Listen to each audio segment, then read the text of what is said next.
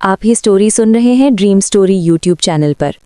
एक ज़रूरी सूचना, इस कहानी में इस्तेमाल किए गए विजुअल्स और लैंग्वेज मैच्योर ऑडियंस यानी 18+ के लिए हैं।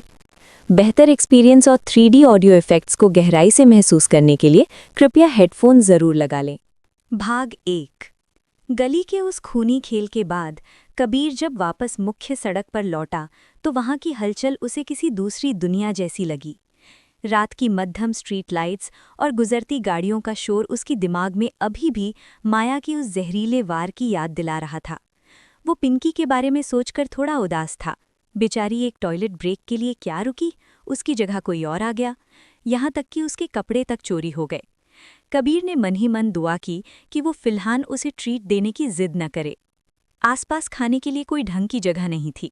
कबीर ने अपनी फॉर्च्यूनर की चाबियां घुमाईं और शांत भाव से क्लब जन्नत की ओर रुख किया, जैसे आज शाम कुछ हुआ ही न हो। क्लब जन्नत के अंदर कदम रखते ही एक मखमली शांति ने कबीर का स्वागत किया। लाउंज में वायलिन की एक धीमी और सुरीली धुन गूंज रही थी। हवा में महंगी वाइन और ताज़ा मोगरे की महक घुली हुई थी। ये जगह शहर के बाकी शोर शराबे वाले अड्डों से कहीं ज्यादा सुकूनदेह थी। कबीर की नज़रें काउंटर की तरफ गईं और वो थोड़ा ठिठक गया। वहां रिया पहले से ही वेटर की सफ़ेद काली ड्रेस पहने काम में जुटी हुई थी। नहाने के बाद रिया का मासूम चेहरा किसी ताज़ा खिले सफ़ेद गुलाब की तरह दमक रहा था। सफ़र की थकान अब गायब थी और उसकी आंखों में एक नई साफ चमक थी। कबीर को देखते ही रिया थोड़ा झिझकी और उसके गालों पर हल्की लाली छा गई। कबीर भैया। कबीर ने एक दोस्ताना मुस्कान दी। अगर ये राजू या कोई और तुम्हें परेशान करे तो बस मुझे बता देना, मैं इनकी हड्डियां सुधरवा दूंगा। राजू ने फौरन अपने कान पकड़े और घबराकर मुस्कुराया। कबीर भाई, हमारी क्या मजाल, आपकी सिफारिश है और ऊपर से मालकिन खुद इनका ख्याल रख रही हैं। हम तो रिया को पलकों पर बिठाकर रखेंगे। रिया के चेहरे पर एक मीठी मुस्कान आई और वो शर्माते हुए काम में हाथ बटाने अंदर दौड़ गई। कबीर उसे जाते हुए देख राहत महसूस कर रहा था। वो गलियारे से होता हुआ पीछे की ओर बढ़ा। उसे ये तो जानना ही था कि रोज़ ने उसे क्यों बुलाया है, पर फिलहाल उसका पेट खाली था। रोज़ के बेडरूम का दरवाज़ा खोलते ही ऊद और गुलाब की एक नशीली खुशबू कबीर के नथनों से टकराई।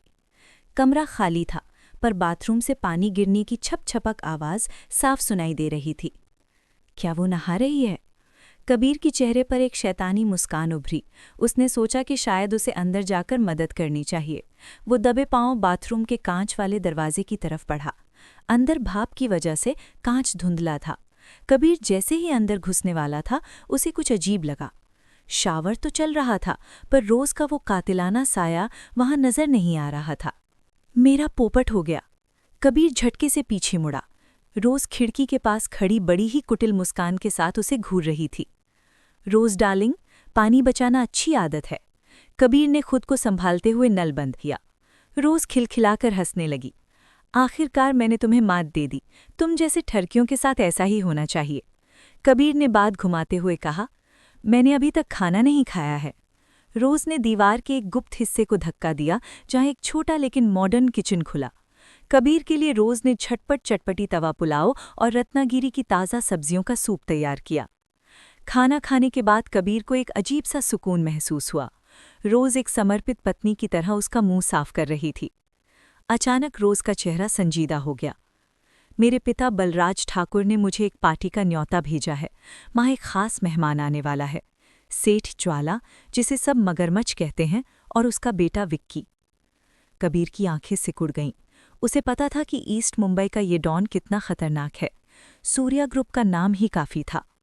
रोज़ ने कबीर की बाहों में सिमटते हुए फुसफुसाया, तुम्हें मेरे साथ चलना होगा। मैं तुम्हें अपना बाहुबली मान चुकी हूँ। कबीर उसकी कोमलता महसूस कर ही रहा था और अपने हाथ आगे बढ़ाने ही वाला था कि अचानक उसका फ़ोन बज उठा। फ़ोन की वाइब्रेशन उस शांत कमरे में किसी धमाके जैसी लगी। स्क्रीन पर सुधा का नाम चमक रहा था। सुधा काकी ने इतनी रात को कबीर को क्यों फ़ोन किया है? क्या जस्सी रेजिडेंस में फिर से कोई सरकारी आफत आतंकी है? देखिए अगला एपिसोड। कबीर ने अपनी जेब से फ़ोन निकाला और स्क्रीन पर चमकते सुधा काकी के नाम को देखकर उसकी भौएं तन गईं। उसने कॉल रिसीव किया। हेलो, सुधा काकी, खैरियत तो है? इतनी रात को फ़ोन? फ़ोन के उस पार से सुधा काकी की आवाज़ थोड़ी लड़खड़ाती हुई आई, जैसे वो अपनी बात कहने में झिझक रही हों। छोटे मालिक, वो मुझसे गलती हो गई। मेरा पैर फिसल गया और टखने में जोरदार मोच आ गई है। अब मैं गाड़ी चलाने की हालत में नहीं हूँ। कबीर के चेहरे पर चिंता साफ दिखने लगी। सुधा काकी अभी 50 की भी नहीं हुई थी, पर वक्त किसी का इंतजार नहीं करता। क्या चोट गहरी है? मैं अभी घर आता हूँ और आपको हॉस्पिटल ले चलता हूँ। नहीं नहीं, हॉस्पिटल जाने जैसी कोई बात नहीं है, बस 1-2 दिन का आराम चाहिए। असल में मुझे बिटिया को कुछ ज़रूरी सामान भेजना था और अब मैं जा नहीं सकती, इसलिए। कबीर ने चैन की सांस ली। बस इतनी सी बात, आप फिक्र मत कीजिए, मैं अभी आता हूँ। वैसे भी ये काम मुझे ही करना चाहिए था। कबीर ने फ़ोन काटा तो देखा कि रोज़ उसे एकटक घूर रही थी। उसने अपने होठों को सिकोड़ा और अपनी नज़रों में एक हल्की सी जलन और नाराज़गी भर ली। मुझे जाना होगा। कबीर ने अपनी ठुड्डी खुजलाई और अपनी नज़रें यहाँ वहाँ घुमाने लगा। रोज़ ने एक गहरी और उदास आह भरी। वही हुआ ना, आखिरकार एक बाहर वाली कभी भी घर वाली से ज़्यादा ज़रूरी नहीं हो सकती। जाओ, मैं गुस्सा नहीं हूँ।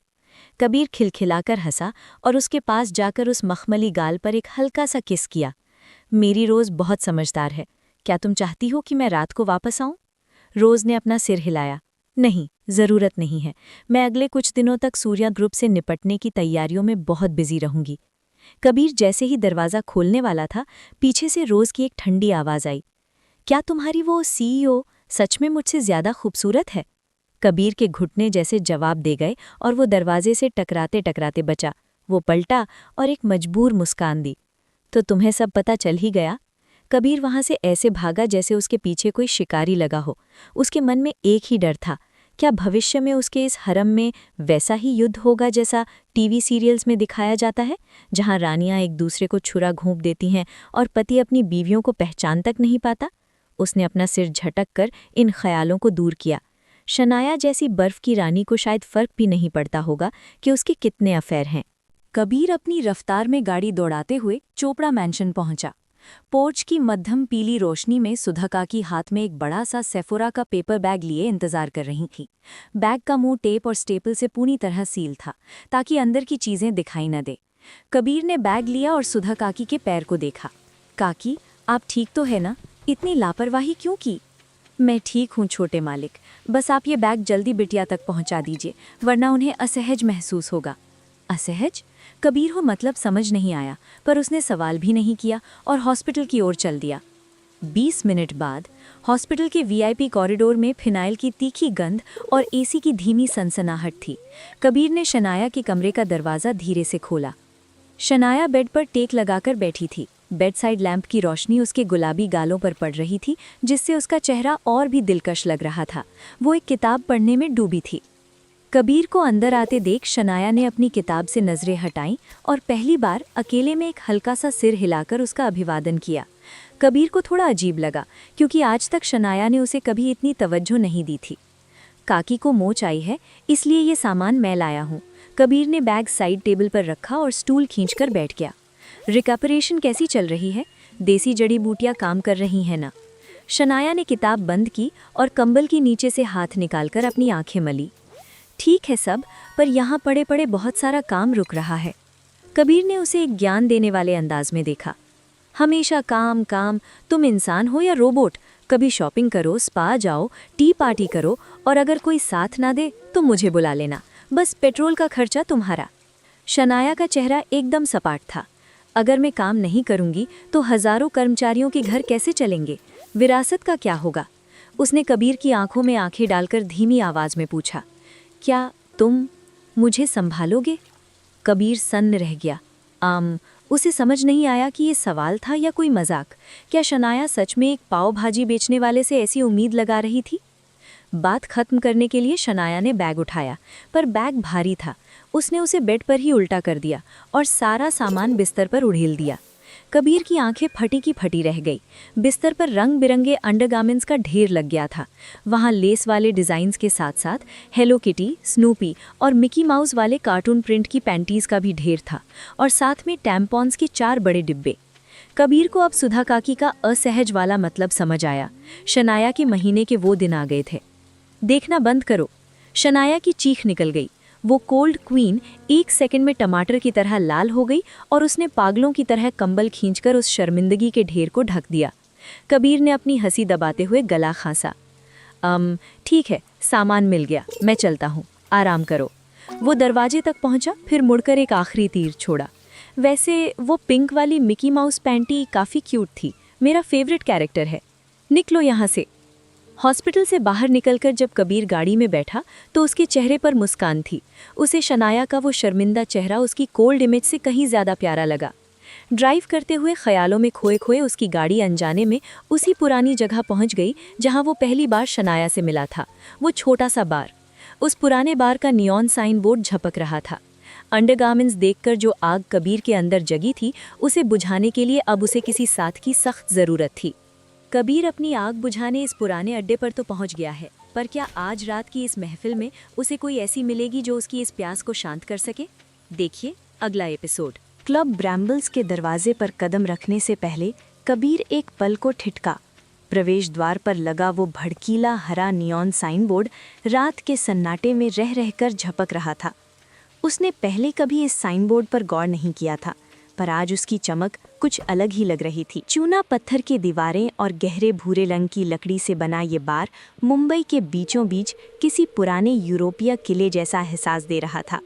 कबीर को याद आया कि यही वो जगह थी जहां शनाया अक्सर अपनी उदासी को जाम में घुलने आती थी।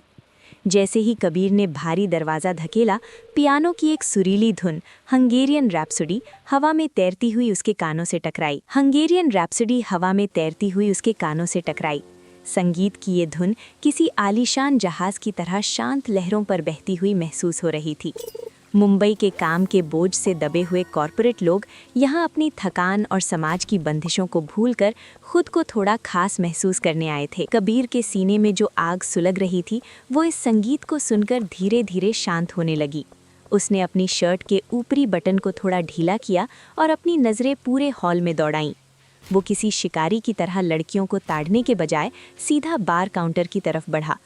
हवा में महंगे परफ्यूम और पुरानी शराब की महक घुली हुई थी। एक कप साधारण विस्की, कबीर ने मध्यम आवाज़ में बारटेंडर से कहा और एक कोने में जाकर बैठ गया।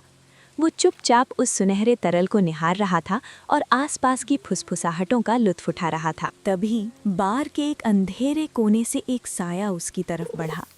नीली ड्रेस, दूधिया रंग, लंबी टांगे और एक ऐसा परफेक्ट फिगर जो किसी कलाकार की कल्पना जैसा लगे। वो औरत बड़ी नज़ाकत के साथ कबीर के पास आई। उसके बाल कंधों पर बिखरे थे और कानों में चांदी की बालियां मध्यम रोशनी में चमक रही थी। उसने अपने हाथ में पकड़ा गिलास ऊपर उठाया और कबीर की आंखों में आंखें डालकर मुस्कुराई। मिस्टर, क्या मुझे आपके साथ ड्रिंक करने का मौका मिलेगा? कबीर ने उसकी खूबसूरती को सराहा और एक बेपरवाह मुस्कान दी। उसने बारटेंडर को इशारा किया। आप क्या लेंगी मिस? ब्रांडी अलेक्जेंडर या अलेक्जेंड्रा, अनन्या ने अपनी नेचुरल लंदन एक्सेंट में कहा। जब बारटेंडर नाम सुनकर थोड़ा सकपकाया तो कबीर ने उसकी मदद की। ब्रिटेन के राजा एडवर्ड और रानी अलेक्जेंड्रा की शादी की याद में बना ये कॉकटेल, इसे बहुत कम लोग जानते हैं। लगता है आपको अपनी ड्रिंक्स की अच्छी समझ है। और आपको औरतों की। अनन्या ने कबीर के पास अपनी जगह बनाई। उसने अपना हाथ आगे बढ़ाया। अनन्या, अन मतलब अशांति और न्या मतलब यातना। कबीर को इस बातचीत में मज़ा आने लगा। उसने अनन्या को ऊपर से नीचे तक मापा। अनन्या जी, इस दुनिया में सच जैसा कुछ नहीं होता, सब बस नज़रिया है। अनन्या ने अपनी गर्दन को थोड़ा तिरछा किया और अपनी गीली पलकों को मटकाते हुए फुसफुसाई। मिस्टर कबीर, मुझे बस ये देखना है कि क्या आप मेरे साथ एक यादगार रात बिताने के काबिल हैं। कबीर ने अपनी विस्की ख़त्म की। अनन्या अचानक थोड़ा आगे झुकी और उसके होंठों ने कबीर के गाल को हल्के से छुआ। बधाई हो, आज रात मैं तुम्हारी हूँ। भाग 1, तूफान से पहले की कशिश। हर लड़की की आंखों में अपने सपनों के राजकुमार का एक धुंधला सा अक्स होता है। वो कल्पना करती है कि जब वो किसी बड़ी मुसीबत में होगी तो आसमान से कोई शूरवीर उतरेगा, दुश्मनों को धूल चटाएगा और उसे अपनी बाहों में भरकर हमेशा के लिए अपना बना लेगा। अनन्या भी कोई अपवाद नहीं थी। वो समझदार थी, पढ़ी लिखी थी, पर फिर भी उसके दिल के किसी कोने में वो एक मसीहा की चाहत जिंदा थी। मुंबई की इन गलियों में लौटकर उसने न जाने कितनी बार ये दुआ मांगी थी कि काश कोई तो आए जो इस तबाही में उसका हाथ थाम ले। जैसे ही कबीर ने उसे उस पुराने बार से बाहर खींचा, अनन्या को एक ऐसी खुशी महसूस हुई जिसकी उसने कल्पना भी नहीं की थी। वो बिना किसी झिझक के कबीर के पीछे पीछे उसकी गाड़ी तक चली आई। हवा में समंदर की हल्की खारास और पेट्रोल की महक घुली हुई थी। कबीर की फॉर्च्यूनर का दरवाज़ा बंद होते ही बाहर का शोर थम गया। अंदर अनन्या के महंगे परफ्यूम की मीठी खुशबू कबीर की मर्दाना गंध में समाने लगी। कबीर ने जैसे ही इंजन स्टार्ट किया, अनन्या उसकी तरफ झुकी। उसकी आंखों में वो आग थी जिसे उसने सालों से दबा कर रखा था। उसने अपनी उंगलियों से कबीर की बाह को धीरे से छुआ। कबीर को महसूस हुआ कि अनन्या का पूरा शरीर किसी तार की तरह खिंचा हुआ था। उसकी अंतरात्मा कह रही थी कि ये लड़की अपनी भावनाओं के साथ बहुत लंबे समय से लड़ रही है। कबीर ने अपनी आवाज़ को थोड़ा भारी और दबंग बनाते हुए कहा, अब तुम मेरे साथ हो, सीट बेल्ट लगा लो, हमारा यहाँ ज़्यादा देर रुकना ठीक नहीं है। इंजन की एक दहाड़ के साथ कबीर ने गाड़ी दौड़ाई। मुंबई की खाली सड़कें और नियॉन लाइटों की चमक खिड़कियों से तेज़ी से गुजर रही थी। गाड़ी नीलकंठ पैलेस की ओर हवा से बातें कर रही थी। होटल पहुंचते ही कबीर ने चाबियां वैले को थमाई और अनन्या का हाथ पकड़कर रिसेप्शन की तरफ बढ़ा। उसकी हड़बड़ाहट देखकर अनन्या हल्के से मुस्कुराई और उसकी बाहों में थोड़ा और सिमट गई। इतनी जल्दी क्या है योद्धा, मैं आज रात कहीं नहीं जा रही। कबीर ने उसे अपनी तरफ खींचा और उसके कानों के पास फुसफुसाया, आग तुमने लगाई है अनन्या, और अब कह रही हो कि मैं सब्र करूं। रिसेप्शनिस्ट ने तेजी से कार्ड स्वाइप किया और उन्हें 23वीं मंजिल के स्वीट की चाबी दे दी। लिफ्ट के अंदर का माहौल किसी बिजली के तार जैसा तनावपूर्ण था। जैसे ही लिफ्ट के स्टील के दरवाजे बंद हुए, वे दोनों एक दूसरे की कशिश में डूबने लगे। कमरे के अंदर शहर की मध्यम रोशनी कांच की खिड़कियों से छनकर आ रही थी। कबीर ने कमरे का दरवाज़ा बंद किया और अनन्या को अपनी बाहों में उठा लिया। उस रात की खामोशी में सिर्फ उनकी तेज़ होती धड़कनें सुनाई दे रही थीं। कबीर के लिए वो पल किसी बड़े सदमे से कम नहीं था जब उसे एहसास हुआ कि अनन्या की वो बोल्ड छवि महज एक नकाब थी। ये उसकी पहली बार थी। तुम, क्या ये सच है? कबीर की आवाज़ में एक अजीब सी नरमी और हैरानी थी। अनन्या की आंखों में नमी थी, पर उसने एक विजेता की तरह सिर उठा के मुस्कुराते हुए जवाब दिया, तो क्या हुआ? मैंने अपना शूरवीर खुद चुना है। क्या तुम मुझे नहीं संभालोगे? अगली सुबह जब कबीर की आंख खुली तो वो थोड़ा चकराया हुआ था। कमरे में ताज़ा कॉफ़ी और रात की नशीली यादों की महक अभी भी बाकी थी। अनन्या पहले ही अपनी नीली ड्रेस में तैयार हो चुकी थी और सोफे पर बैठी रेड वाइन का लुत्फ ले रही थी। वो अब बिल्कुल अलग लग रही थी, शांत, गंभीर और थोड़ी रहस्यमयी। इस यादगार रात के नाम एक जाम मिस्टर शूरवीर। अनन्या ने एक ग्लास कबीर की तरफ बढ़ाया। दोनों ने ग्लास टकराए, पर अनन्या का चेहरा अचानक दुख और ग्लानि से भर गया। उसने अपनी नज़रें झुका लीं।